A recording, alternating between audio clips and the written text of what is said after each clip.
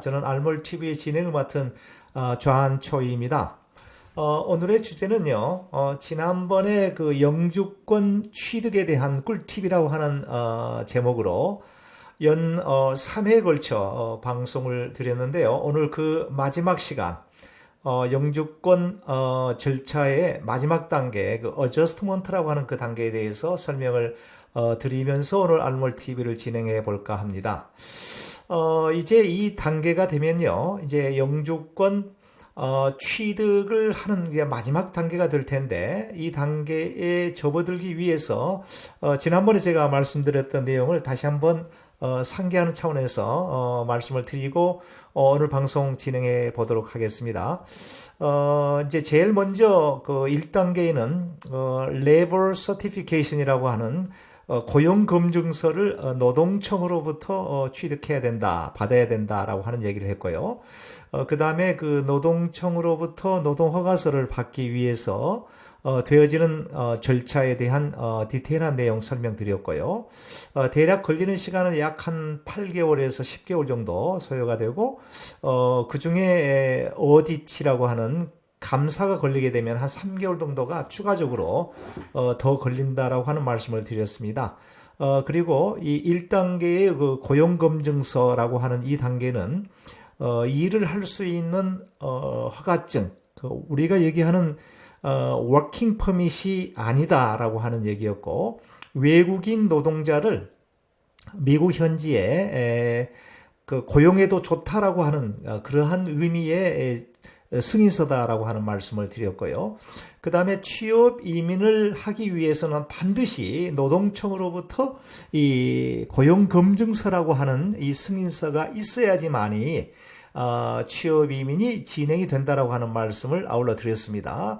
그리고 두 번째 단계에 그 이민허가 청원서 패티션이라고 하는 말씀을 드렸습니다. 이민허가 청원서는 스폰서로서의 그 어떤 자격이 되는지 안 되는지를 검증하고, 두 번째로는 그 신청하는 애플리컨트의 자격 여부에 대해서 심사를 한다라고 하는 말씀을 드렸고요.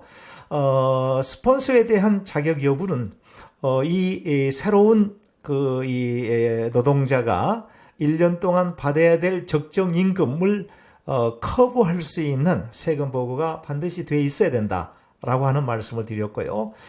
뿐만 아니라 그 신청자는 동일 직종에 해당 분야에 2년 이상의 경력이 있든지 동일한 4년제 대학 학력을 가지고 있든지 둘 중에 하나가 필요하다라고 하는 말씀을 드렸고, 자, 이민허가 청원서 패티션이 이제 걸리는 그 소요 기간은 대략 한 6에서 8개월쯤 걸린다라고 하는 말씀을 드렸고, 이 제도에는 급행이라고 하는 그 프로그램이 있는데, 그거를 프리미엄 프로세싱이라고 했고, 이 프리미엄 프로세싱으로 진행할 경우에는 레귤러로 진행했을 경우에 한 8에서 10개월 정도를 본다라고 할 경우에, 이 프리미엄 프로세싱은 약 2주를 개런티 하는데요. 뭐 이래저래 우편물 오고 가고 하는 그런 시간을 더하면 약 4주 정도면, 한 달 정도면 패티션에 대한 당락 여부에 대한 결정사항을 알게 된다, 들을 수 있다라고 하는 말씀을 드렸습니다. 여기까지 1단계, 2단계까지는 이제 그 스폰서, 고용주에 관련되어 있는 내용이고, 여기까지 이제 지난주에 말씀을 충분하게 드렸는데, 오늘은 계속해서 이제 그 마지막 그 취업 이민의 마지막 관문인 제3단계의 그 어저스트먼트라고 하는 이 단계에 대해서 설명을 좀 드리려고 합니다. 이 어저스트먼트는요, 신분 변경 신청서라고 이제 번역을 해볼 수가 있는데요. 지금 현재까지는 이제 그 해외 이주를 청원해서 그 패티션이 승인이 되게 되면 미국에 와 있는 분 같으면은 비민 비자로 이제 와 있을 텐데요. 뭐 여행 비자가 됐든 혹은 학생 비자가 됐든 혹은 그 H1B 취업 비자가 됐든 혹은 그 E2 비자 소액 투자 비자가 됐든 이러한 그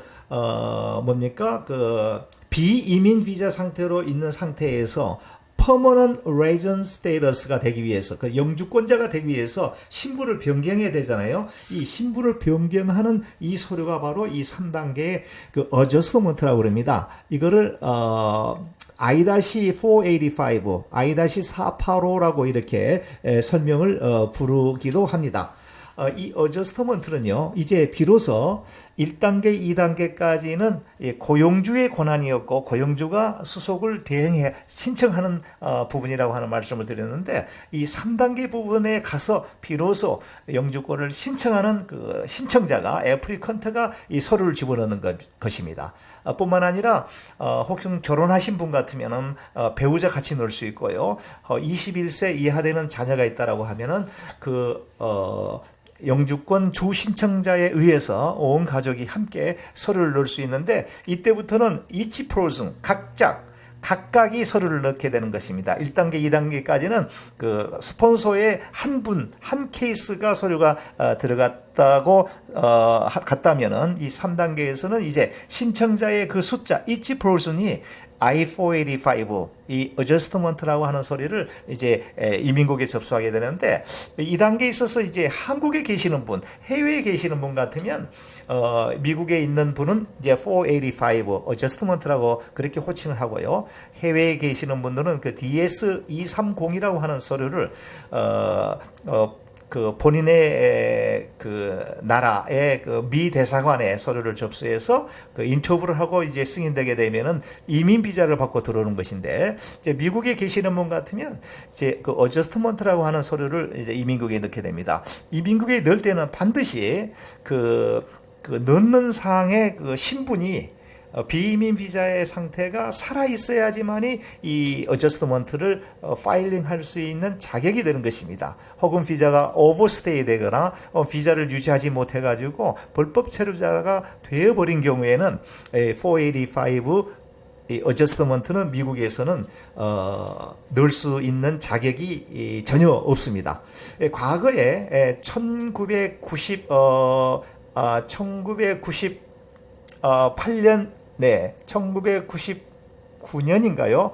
네, 12월 23일에 당시 그 미국의 대통령 그 클린턴 대통령이 그 사면 조항이라고 하는 것이 그때 그 당시에 있었는데요. 그 1999년 12월 23일 그 미국에 와 있는 분들 중에서 비자가 신분 상태가 불법 체류가 되신 분들도 이제 이 I-485, 485 어저스트먼트를 서류를 해도 된다라고 하는 그 사면 조항, 245I라고 하는 조항이 발효된 적이 있었습니다.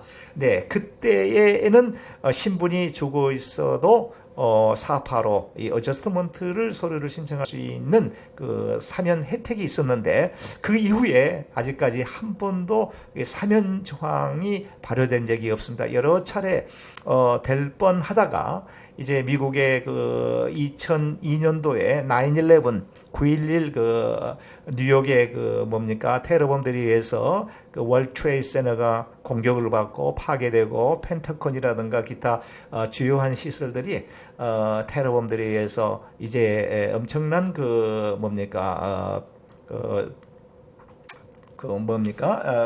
엄청난 그 공격을 받게 되어 가지고 이제 그 이후에 이제 사면 조항이 물 건너갔습니다. 그래서 아직까지는 이제 불법 체류자가 된 경우, 불법 체류자라고 하는 표현보다는 서류 미비자라고 표현을 하는 게 좋을 것 같습니다. 이 서류 미비자들에게는 I-485, 이 어저스트먼트를 미국 현지에서 신청할 수 있는 자격이 현재는 없다라고 하는 점을 알아야 되고요. 이제 현재 그 1999년 12월 23일 그 사면 조항, 그 다음에 2000년 4월 30일까지 신청하도록 그 사면 조항이 그렇게 당시 제한적으로 풀어졌었는데요. 그 이후부터 현재까지는 이제 전혀 사면 조항이 없었기 때문에 미 전역에 약 한 1200만 정도 서류 미비자들이 있다라고 하는 그 통계가 있습니다. 그렇게 많은 인구가 신분이 없는 상태에서 미국에서 이렇게 살아가고 있는데요. 하루속히 그 245I라고 하는 그 사면 조항이 다시 발효가 되어서 그런 분들이 이제 음지에서 양지로 또 음성적 그 일터에서 그 양성적 일터로 복귀가 되고 이제 그분들이 그 미국에 또 합법적으로 일할 뿐만이 아니라 세금을 내서 미 경제에 큰 도움을 끼쳤으면 하는 바람이 지금 많이 있는데요. 아직까지 그 트럼프 정부의 그 반이민 정책 그런 정책으로 뭐 불법 체류자 뭡니까 서류 미비자들을 단속을 하거나 또 추방을 시킨다든가 이렇게 해서 상당히 뭡니까 지금 그 경직되어 있는 그런 상태에 놓여 있습니다. 아마도 미국의 경제가 회생하기 위해서 이렇게 1200만이라고 하는 엄청난 숫자의 그 서류 미비자들을 양성화 시키면 그분들이 이제 서류를 신청할 때에 영주권 신청할 때에 그 페널티 벌금을 또 받게 되는데 그 벌금이 과거에는 개인당 1,000불씩 받았습니다. 그러면 그분들이 그 합법적으로 일을 하고 또 세금을 정부에 낼 때에 거기서 얻게 되는 그 세수 엄청날 거라고 생각이 돼서 뭐 저의 짧은 소견입니다만은 하루속히 서류 미비자들 구제해주는 그 사면 조항이 발효됐으면 하는 그런 바람을 갖고 있는데 아직은 불투명합니다. 이렇게 해서 이제 그 485를 넣게 되면 이 어저스트먼트를 넣게 되면 이 어저스트먼트를 넣을 때에 이제 그 워킹 퍼밋, 그 일할 수 있는 허가증, 워킹 퍼밋과 또 해외 여행을 할 수 있는 어드밴스 포롤이라고 하는 이 해외 여행 허가서 이렇게 두 가지 서류를 한꺼번에 패키지로 서류를 넣을 수 있는 자격이 있게 됩니다. 비로소 이 워킹 퍼밋을 넣고 워킹 퍼밋을 받고 난 이후에 이제 합법적 일할 수 있는 그런 신분, 자격을 갖추게 되고 소셜 시큐리티 넘버 받고 이제 미국에 정상적으로 노동을 할 수 있는 그러한 신분 상태가 되면서 뿐만 아니라 그 이제 모든 혜택을 받게 되는 그런 단계가 바로 이 3단계 이 어저스트먼트 단계입니다. 실제적으로 이 3단계 서류를 넣은 이후에는 이제 본인들이 가지고 계셨던 그 비이민 비자, 뭐 학생 비자가 됐던 이런 여러 가지 그 비자로부터 해방이 됩니다. 그래서 그런 비자를 유지하지 않아도 되는 그러한 아주 그 베네핏이 주어진다라고 하는 말씀을 드립니다. 여기까지 이제 1단계부터 3단계까지 제가 말씀드린 이 부분이 취업 이민, 영주권 취업을 통한 3순위의 스킬드 숙련공에 관련되어 있는 내용이었습니다.